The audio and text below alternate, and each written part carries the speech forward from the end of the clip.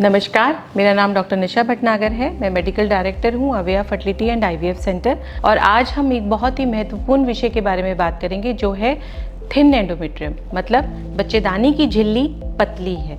इसके क्या कारण है, ये क्यों होता है, कितना एंडोमेट्रियम चाहिए होता है और उसके लिए हम क्या कर सकते हैं। आज हम इन्हीं सभी बातों के बारे में बात करेंगे।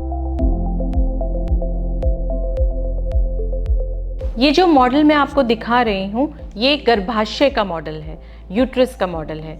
यूट्रस, जैसा कि हम सभी जानते हैं, 3 परतों का बना होता है। जो बाहर की लेयर होती है उसको हम सिरोसा कहते हैं, जो मध्यम लेयर होती है, मिडिल लेयर होती है, उसको हम मायोमेट्रियम कहते हैं, और जो इनर मोस्ट लेयर होती है उसको हम एंडोमेट्रियम कहते हैं। सो ये जो एंडोमेट्रियम होता है ये 3 परतों का बना होता है, बेसल, मिडिल एंड सुपरफिशियल। जो बेसल लेयर होती है वो हार्मोनली एक्टिव लेयर होती है, मतलब जैसे जैसे अंडा बनेगा वो एक हार्मोन सिक्रीट करेगा, वो बेसल लेयर पे एक्ट करेगा और उसके सेल्स मल्टीप्लाई करेंगे, ग्रो करेंगे और वो मोटा बनाएंगे झिल्ली को। जब ये अंडा फूटता है तो ये एक दूसरा हार्मोन सिक्रीट करता है जो कि प्रोजेस्टेरॉन होता है। वो प्रोजेस्टेरॉन इस मोटी लेयर के अंदर ब्लड सप्लाई को इंक्रीज करता है। ये पूरा प्रोसेस सिर्फ इम्प्लांटेशन के लिए, यूट्रस को रेडी करने के लिए होता है। अगर सपोज हम जानना चाहते हैं कि बच्चेदानी की झिल्ली हमारी कितनी है, तो पीरियड के 12वें से 14वें दिन स्कैन करके अगर हमारी झिल्ली 7 मिलीमीटर या उससे ऊपर है तो इसको हम अच्छा मानते हैं।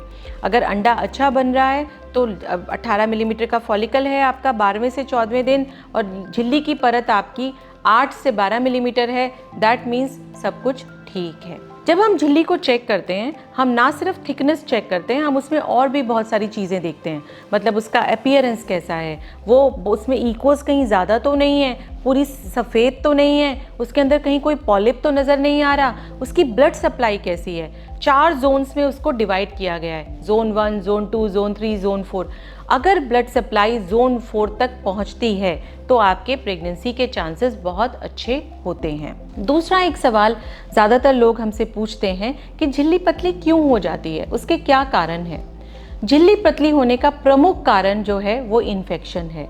कोई भी सेक्सुअली ट्रांसमिटेड डिजीज़ या कोई और रीज़न जिसकी वजह से झिल्ली में इन्फेक्शन हो गया है या कुछ अडेजन्स बन गए हैं तो वो झिल्ली पतली दिखाई देती है। एक महत्वपूर्ण कारण है ट्यूबरकुलोसिस। अगर आपको पहले कभी ट्यूबरकुलोसिस हुआ है या किसी को फैमिली में हुआ है या आपका कभी टेस्ट पॉजिटिव आया है तो उसका ट्रीटमेंट करवाना बहुत ज़रूरी होता है। अगर वो डैमेज सीवियर नहीं हुआ है तो ट्रीटमेंट के बाद ये झिल्ली वापस से ठीक भी हो सकती है। इसके लिए हम एक छोटा सा टेस्ट करते हैं जिसमें हम बायोप्सी लेकर के टेस्टिंग के लिए भेजते हैं और टीबी के बैक्टीरिया के लिए हम उसको चेक करते हैं। अगर वो पॉजिटिव ना भी आए तो कई बार अपीयरेंस के हिसाब से हमें टीबी का, अगर हमें कोई हिस्ट्रोस्कोपी में कोई ग्रैनुलोमेटस अपीयरेंस दिखा है तो हमें कई बार टीबी का ट्रीटमेंट स्टार्ट करना पड़ता है पेशेंट के लिए। एक और महत्वपूर्ण कारण होता है पतली झिल्ली होने का, वो होता है अगर एग की क्वालिटी अच्छी नहीं है या वो सफिशिएंट सिक्रीट नहीं कर पा रहा तो भी ये झिल्ली बहुत पतली होती है। कई बार पॉलीसिस्टिक ओवरीज के पेशेंट में भी एंड्रोजन लेवल हाई होने की वजह से ये झिल्ली पतली दिखाई देती है।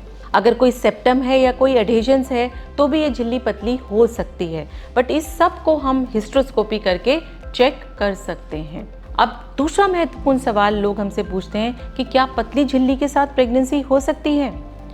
तो सही मायनों में एक आप ये समझिए कि झिल्ली जो है वो एक बहुत महत्वपूर्ण हिस्सा है प्रेगनेंसी को आगे ले जाने का। जो एम्ब्रियो है वो उसी में इम्प्लांट होता है। अच्छी ब्लड सप्लाई होना, अच्छा ब्लड फ्लो होना एक लाइव प्रेगनेंसी के लिए बहुत ज़रूरी होता है। बहुत सारे रिसर्चेस ने ये बताया है कि अगर झिल्ली की मोटाई 6 मिलीमीटर या उससे कम है, आइडियल हम 7 मिलीमीटर मानते हैं, लेकिन कुछ केसेस में 6 मिलीमीटर में भी प्रेगनेंसी देखी गई है। लेकिन अगर झिल्ली की मोटाई 7 मिलीमीटर से कम है या उसमें ब्लड फ्लो कम है तो आपके लाइव प्रेगनेंसी के चांसेस कम हो जाते हैं, आपके अबॉर्शन के चांसेस बढ़ जाते हैं। सो इससे हमें क्या पता चला? इससे हमें ये पता चला कि अच्छा थिकनेस होना, ब्लड फ्लो अच्छा होना, 7 मिलीमीटर से ऊपर मोटाई होना बहुत ज़रूरी है लाइव प्रेगनेंसी के लिए। तो क्या हमें हार मान लेना चाहिए अगर झिल्ली पतली है?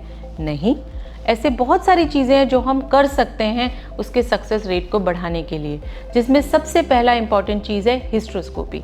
अगर आपकी लाइनिंग बहुत पतली है या उसके अंदर कहीं कोई पॉलिप या एडिशंस नज़र आ रहे हैं तो एक छोटा सा टेस्ट होता है जिसमें डॉक्टर कैमरा अंदर डालते हैं और अंदर से कैविटी को देखते हैं, क्लीन करते हैं और कई बार उसके बाद लाइनिंग अच्छी हो सकती है। अगर उसका कारण हार्मोनल इम्बैलेंस है तो आपको पॉलीसिस्टिक ओवरीज का वो ठीक करने के लिए अपने शरीर पे काम करना चाहिए। अगर उसका कारण एग क्वालिटी है कि एग सफिशिएंट सिक्रीट नहीं कर पा रहा तो एक सिंपल सा टेस्ट होता है प्रोगाइनोवा चैलेंज टेस्ट, जिसमें हम अच्छी मेडिसिन दे करके प्रोगाइनोवा और हम आपका मोटाई चेक करते हैं और वो कई बार ठीक आ जाती है।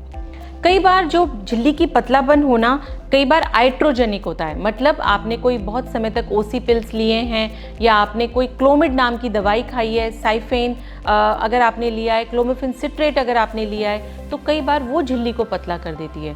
उस केसेस में हम सपोर्टिव थेरेपी देते हैं उसकी थिकनेस को इम्प्रूव करने के लिए। अगर हमने हिस्ट्रोस्कोपी भी किया और टीबी का ट्रीटमेंट भी दिया और उसके बाद भी झिल्ली इम्प्रूव नहीं हो पा रही है तो कई एक्सपेरिमेंटल प्रोसीजर्स हैं जिसके अंदर आता है GCSF।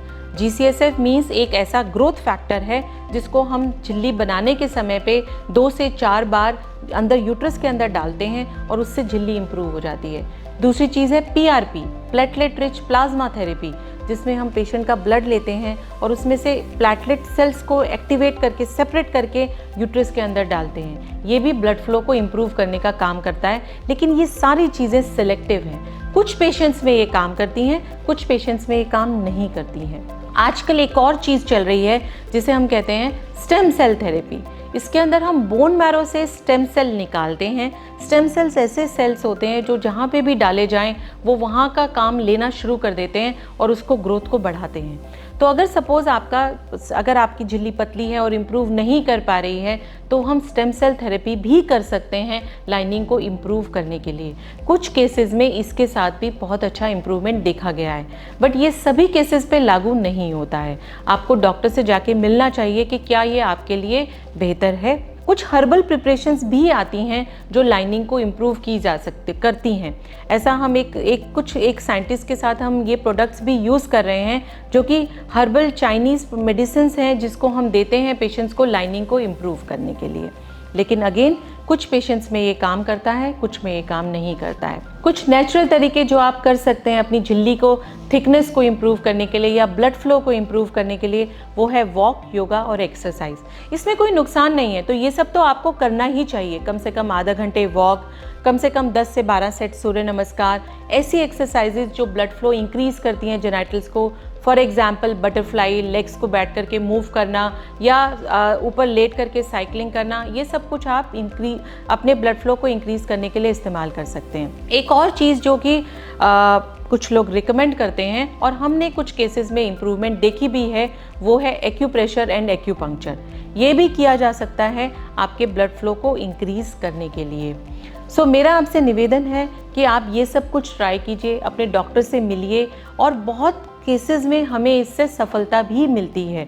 अगर आप रूटीन HRT ट्राई कर रहे हैं और उससे आपको सक्सेस नहीं मिला है तो कई केसेस में हमने देखा है कि प्रोगाइनोवा हाई डोज देने के बाद भी झिल्ली अच्छी नहीं बनती है क्योंकि कुछ लोगों को वो सूट नहीं करती है। ऐसे केसेस में आप नेचुरल साइकिल IVF भी करा सकते हैं जिसमें हम नेचुरल तरीके से एक अंडा देते हैं, एक अंडा बनाते हैं, वो अंडा हार्मोन सिक्रीट करता है और वो लाइनिंग पे एक्ट करता है और लाइनिंग बेटर हो जाती है। पेशेंट्स को अगर हम बाहर से मुंह से दवाई दे रहे हैं तो उसके कई साइड इफ़ेक्ट्स होते हैं, उसको कभी कभी वो एब्जॉर्ब प्रॉपर नहीं हो पाती, लेकिन अगर नेचुरल तरीके से अंडा बन रहा है और वो हार्मोन सिक्रीट कर रहा है तो वो लाइनिंग पे प्रॉपर एक्ट करता है और कई केसेस में लाइनिंग इससे बेहतर हो जाती है। Last but not the least, अगर फिर भी सब कुछ करके भी आपको लाइनिंग इम्प्रूव नहीं हो पा रही है तो आपको कई बार सरोगेसी पे जाना पड़ता है। आजकल एक और एडवांसमेंट हुई है यूट्रस रिप्लेसमेंट की, बट अभी स्टिल वो रूटीनली यूज़ में नहीं आया है। अगर आप थिन एंडोमेट्रियम के बारे में कुछ और जानना चाहते हैं या आप इससे संबंधित कुछ सवाल पूछना चाहते हैं, आप नीचे दिए गए नंबर्स पे हमें संपर्क कर सकते हैं। जो चीज़ें मैंने आपको गिनाई ये सभी हमारे पास मौजूद हैं, बट आपके लिए क्या ये उचित हैं, क्या आपको ये फ़ायदा देंगी, ये जानने के लिए आपको डॉक्टर से मिलना ज़रूरी है। नमस्कार, doctor Nisha Bhatnagar, Aveya fertility and IVF centre.